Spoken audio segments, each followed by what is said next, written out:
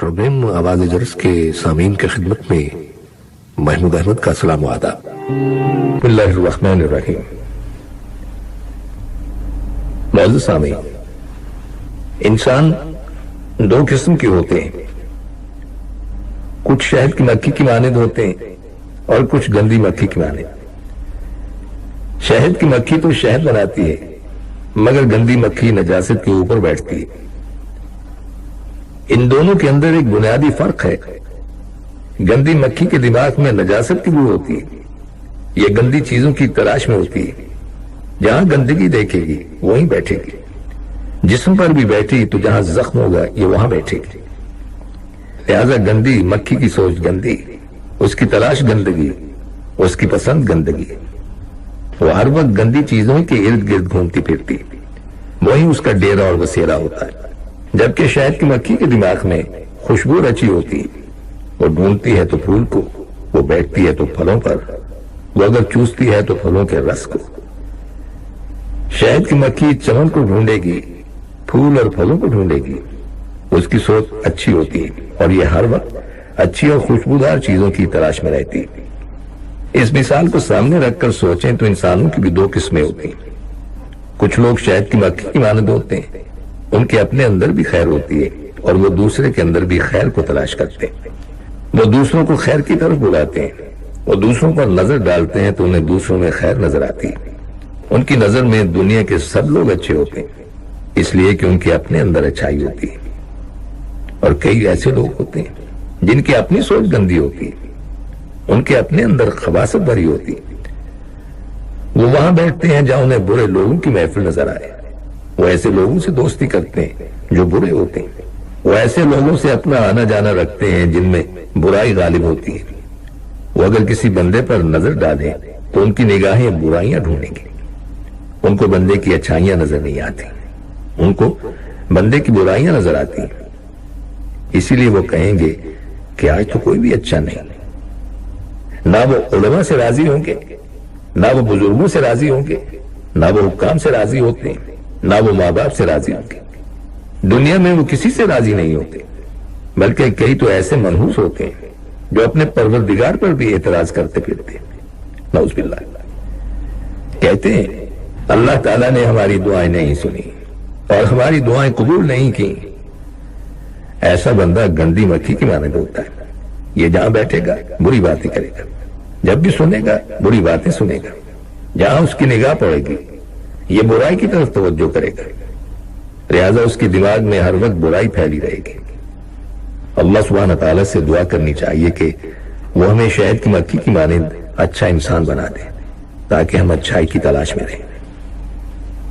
سامعین، جیسا کہ آپ جانتے ہیں کہ ہمیں اس دنیا میں رہتے ہوئے مختلف قسم کے لوگوں سے واسطہ پڑتا ہے، ان میں اچھے لوگ بھی ہیں اور برے لوگ بھی ہیں۔ کچھ لوگ اعلیٰ ظرف ہوتے ہیں اور کچھ کم ظرف ہوتے ہیں۔ کم ظرف سے کبھی دوستی نہیں کرنی چاہیے کہ اس کی مثال کوئلے کی مانند ہوتی ہے۔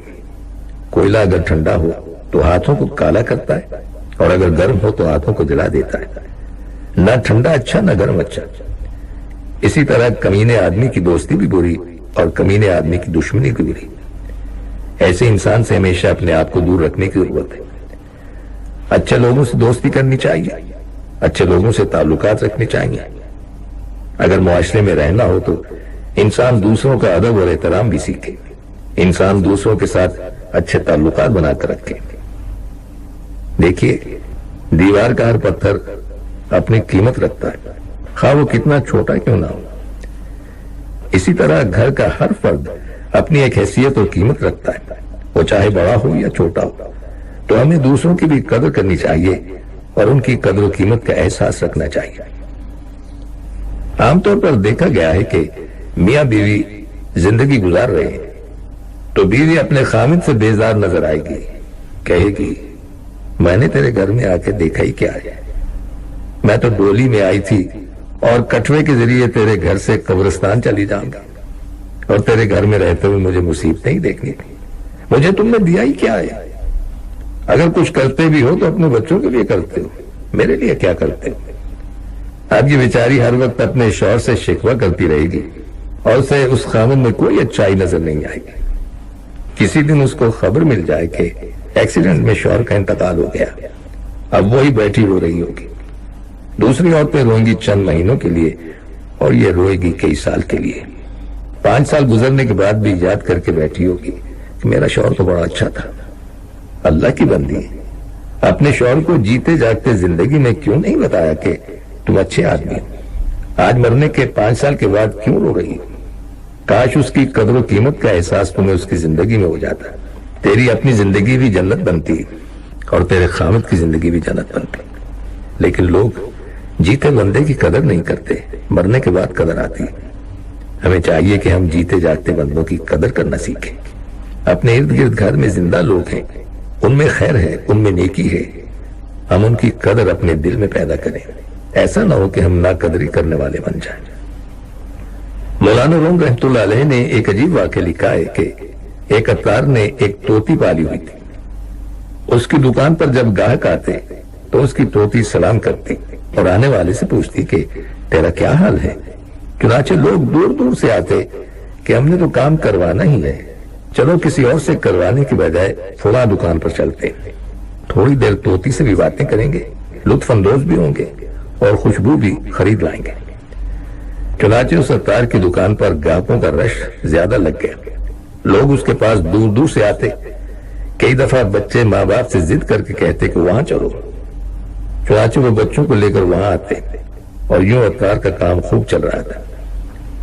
ایک دن اس عطار نے اپنی دکان تو بند کر دی، مگر اس طوطی کو پنجرے میں بند کرنا بھول گیا۔ رات کو طوطی بیٹھی ہوئی تھی، کہیں سے بلی کی آواز سنی تو اس پر خوف طاری ہو گیا۔ وہ پنجرے سے باہر نکل آئی اور پھڑپڑاتی ہوئی کبھی ادھر اور کبھی ادھر گری۔ ہر طرف شیشے کی چیزیں اور شیشے کا سامان رکھا ہوا تھا، شیشیاں ایک دوسرے پر گری تو ٹوٹ گئیں۔ شور پیدا ہونے سے طوطی اور گھبرائی، اڑی تو ادھر ادھر ٹکرائی، جس سے مزید شیشیاں گری۔ چنانچہ کافی زیادہ نقصان ہوا۔ صبح کے وقت جب عطار نے آ کر دیکھا کہ اس کی دکان کا بہت سا سامان ضائع ہو گیا ہے تو اس کو بڑا افسوس ہوا۔ اس نے طوطی کو پکڑ کر اس کے سر پر اتنے جوتے مارے کہ اس کے سر کے کچھ بال اتر کر نیچے گر گئے اور وہ گنجی ہو گئی۔ اب جب طوطی کو محسوس ہوا کہ اس نے تو مجھے بہت مارا ہے تو طوطی چپ ہو گئی۔ عطار نے حسب معمول اپنا کام شروع کر دیا، لیکن اب ایک فرق تھا کہ جب کوئی گاہک آتا تو عطار چاہتا کہ یہ طوطی گفتگو کرے، مگر طوطی بولتی نہ تھی۔ بڑا زور لگایا اور بڑی کوشش کی کہ کسی طرح یہ طوطی باتیں کرنے لگے تاکہ لوگ آئیں اور یہ ان کا دل لبھائے، مگر طوطی کلام نہیں کرتی تھی۔ جب کلام ہی نہ کیا تو کچھ مہینوں بعد لوگوں نے آنا چھوڑ دیا۔ آہستہ آہستہ گاہک کم ہو گئے، حتیٰ کہ کاروبار بالکل ٹھپ ہو گیا۔ اس کو احساس ہوا کہ مجھے تو اس کی قدر نہ تھی، میں نے تو ذرا سی بات پر اس کو مارا، حتیٰ کہ اس کے سر کے بال بھی اکھڑ گئے، یہ گنجی ہو گئی، اس نے بولنا چھوڑ دیا، میرا تو کاروبار ٹھپ ہو گیا۔ اب عطار نفل پڑھتا اور دعائیں مانگتا کہ اے اللہ طوطی کو بلوا دے، مگر طوطی تو بولتی نہیں تھی۔ سامعین، اس مثال کو اپنی زندگی میں دیکھیے۔ کئی خامند اپنی بیوی کو تنگ کرتے پھرتے ہیں، جب وہ ذرا ناراض ہوتی ہیں تو دل کو کچھ ہوتا ہے، اللہ کرے کہ بول پڑے۔ کئی عورتیں ہیں جو اپنے شوہروں کو ناراض کرتی ہیں، جب وہ بولنا بند کر دیتے ہیں تو پھر روتی پھرتی ہیں، تعویذ لیتی پھرتی ہیں، حضرت تعویذ دے دیجئے، میرا خامند میرے ساتھ ٹھیک نہیں ہے۔ بھائی، اس طوطی کی پہلے قدر کیوں نہیں کی؟ خیر، یہ تو درمیان میں بات آ گئی تو مولانا روم رحمۃ اللہ علیہ فرماتے ہیں کہ وہ آدمی بڑی دعائیں مانگتا مگر طوطی بات ہی نہ کرتی۔ اسی طرح وقت گزرتا رہا، تاہم اس نے یہ سبق سیکھا کہ مجھے اس طوطی کی پہلے ہی قدر کرنی چاہیے تھی۔ میں نے اس کی ناقدری کی اور اس وجہ سے آج میرا کاروبار ٹھپ ہو گیا۔ ایک دن ایک فقیر آیا جس کے سر پر بال نہیں تھے۔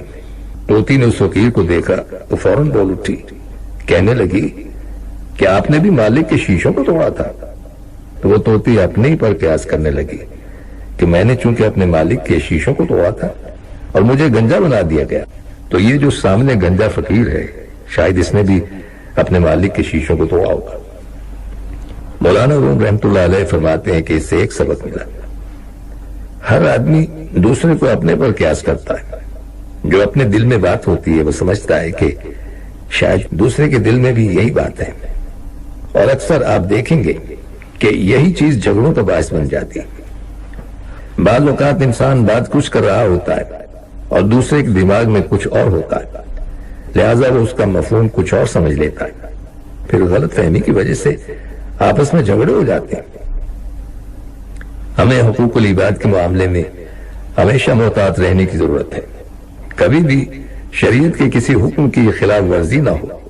ایسا نہ ہو کہ انسان دوسرے کی ناقدری کر بیٹھے یا انسان غلط فہمی کی وجہ سے کسی کے حقوق کا خیال نہ رکھے.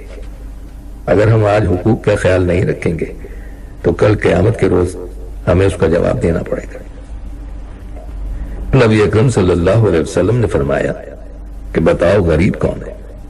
صحابہ اکرام نے کہا کہ اے اللہ کے نبی، جس کے پاس مال نہ ہو. تو آپ صلی اللہ علیہ وسلم نے فرمایا نہیں. تو انہوں نے عرض کیا اے اللہ کے نبی، آپ ہی بتا دیجیے. تو آپ صلی اللہ علیہ وسلم نے ارشاد فرمایا غریب وہ ہے جس نے دنیا میں نیکیاں تو بہت زیادہ کی ہوں گی، مگر کسی کو برا کہا، کسی کو ذلیل کہا، کسی کو کمینہ کہا، کسی کا حق پامال کیا، کسی کو مارا پیٹا. قیامت کے دن وہ ایسے حال میں کھڑا ہوگا کہ حق والے اس سے حق مانگیں گے.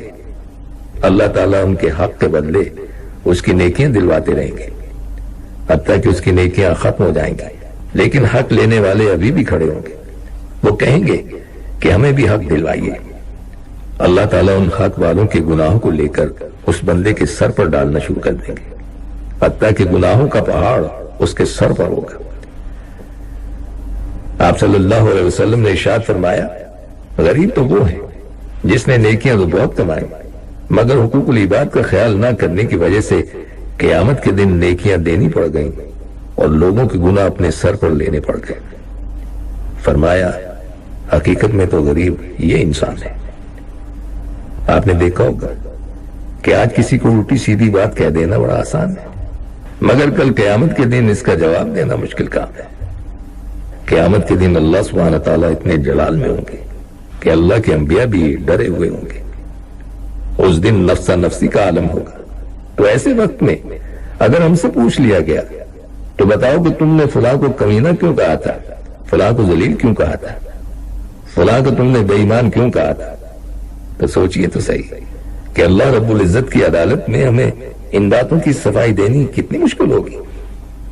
آج زبان سے یہ الفاظ نکالنے بہت آسان ہے مگر کل ان کا جواب دینا بڑا مشکل کام ہے.